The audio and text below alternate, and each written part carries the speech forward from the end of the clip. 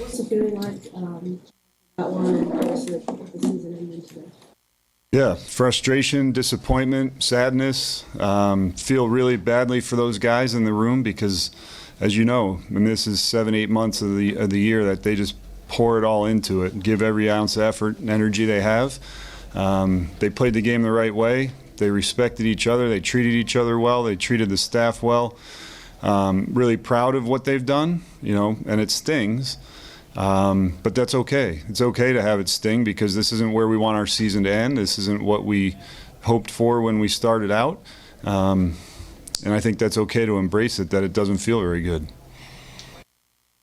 I mean, at what point do you think you might get some perspective? I mean, you're coming off first 100-loss team to win a playoff series the next year. I mean, clearly the franchise took a big step forward this year. Yeah, I mean, that's true. When do you think that the emotion, the gut punch of losing this game will go away and you'll be able to reflect and move forward? Yeah, I have no idea. I mean, that's not what I'm thinking about right now. I mean, I'm happy for the city. I'm happy for the organization that we did what we did this year. But, it doesn't matter what other people thought we were able to accomplish this year. Our guys had bigger expectations for themselves, and that's how you should approach this game. You don't come here thinking, oh, I hope we get a little bit better. That's not how it works at the big league level. So I think it's okay that it sucks right now. Just looking at the pitching staff, top to bottom, with Michael Walker and in the bullpen, what was your just overall thoughts on how they pitched today in a game of this magnitude? They battled their butts off, man. I mean, they gave everything they had. We got guys that have thrown in every game of the postseason. We got guys that are coming in, putting it all on the line. We kept those guys to 3 runs the last 2 days. You got to tip your cap. They beat us, but it wasn't for lack of effort. It wasn't for lack of desire or any of that kind of stuff. They put it all out there. What was your perspective of the situation in the bottom of the 6th between Michael and Volpe? Yeah, I mean, Volpe had the ball, blocked the bag. Michael probably didn't care for that too much, and, it got a little chippy. A couple things just about the game. The pitching, the rough beginning for Michael, and he really battled through that. What did he show you through that, getting through that first inning? Same thing he's shown us all year, to be honest. I mean, that was 3 pitches into the game. It's 1-0, and he bowed his neck and went right after him. I mean, he doesn't back down from anybody, and why should he? He's been doing this a long time. He's got a lot of confidence in himself, and he showed it right there. He composed himself and got us some big outs. The decision to go to Ursig early, just take us through that process of making that decision and how you guys came about that one. Well, I mean, if there were, they had put 3 hits together. They had scored a second run. They're in the middle of their order with Soto, Judge, Stanton coming up. I felt like that was our best opportunity to keep the game where it was and try to give us the best opportunity to come back. Can you talk about the difference between, I mean, you had, I don't know if you had more good swings, but you had certainly put Cole in more trouble in the previous start than this one. What did you see as the differences with? I think his fastball was a little bit better today. He located it at the top of the zone, which, he's got 18, 20 inches of carry at 96, 7 miles an hour. That's a tough thing to get to. And I think that, to me, that was the biggest difference.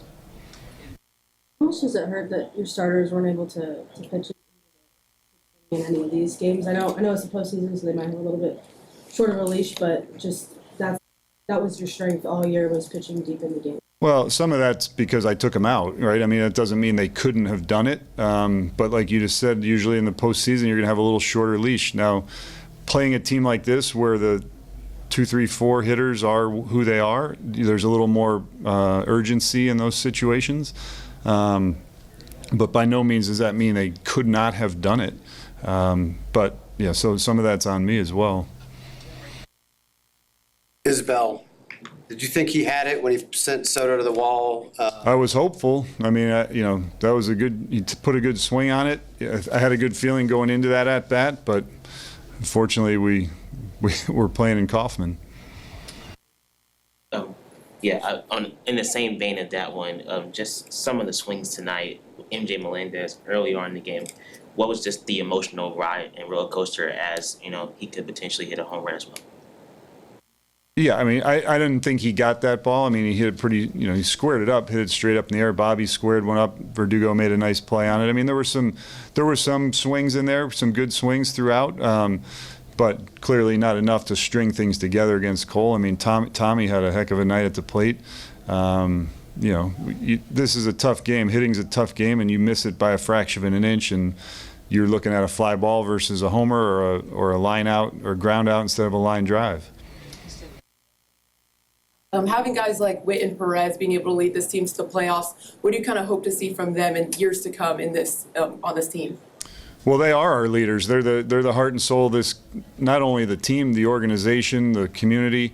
We're very proud of what they've done this year, and we would look for that to continue. Just speak a little bit to Vinny. I know all the work he's put in, you've spoken about that before, but just what he meant to you guys during this run through the playoffs. Well, it was a huge emotional lift to get him back, and I mean, good for him. I mean, that was a long shot, and the way he went about it, the way he just really got after it from the minute he got hurt, probably uncomfortably so. His hand was broken, but to come back and show that fight and the fortitude to do that, I mean, that shows who he is as a person, and the team respects the heck out of him. Just, I don't know if you can share as much or little as you want to, just your message to the guys as you address them there. Yeah, I mean, it's simple. I thanked them up and down and extremely grateful for having been around them for this season. And regardless of, how a season ends, you got to appreciate the people that are in that room and how they treated each other, how they treated us as a staff. The things they did for the organization this season were phenomenal. And I just thanked them up and down because really that's all there is to it. You're talking about what you said to the players. What do you want to say to the fans? I mean, that's a packed house out there. Yeah, I mean, I said it today. I'm extremely grateful that they came out like this in force. I mean, clearly they were hungry for playoff baseball. We were hungry for it as well. I mean, I wish we had given them more to cheer about, and that's disappointing to me. And I know the guys feel the same way, but it certainly wasn't for a lack of anything they did or a lack of effort on our part. Sometimes that's how this game goes. But thank you very much for being here. And even when it wasn't a packed house throughout the season, they're into this team. They love baseball here. It's a great baseball town. And the way that they supported us throughout 81 home games is phenomenal. And I'm forever grateful for that. Congrats on a great season. Thank you.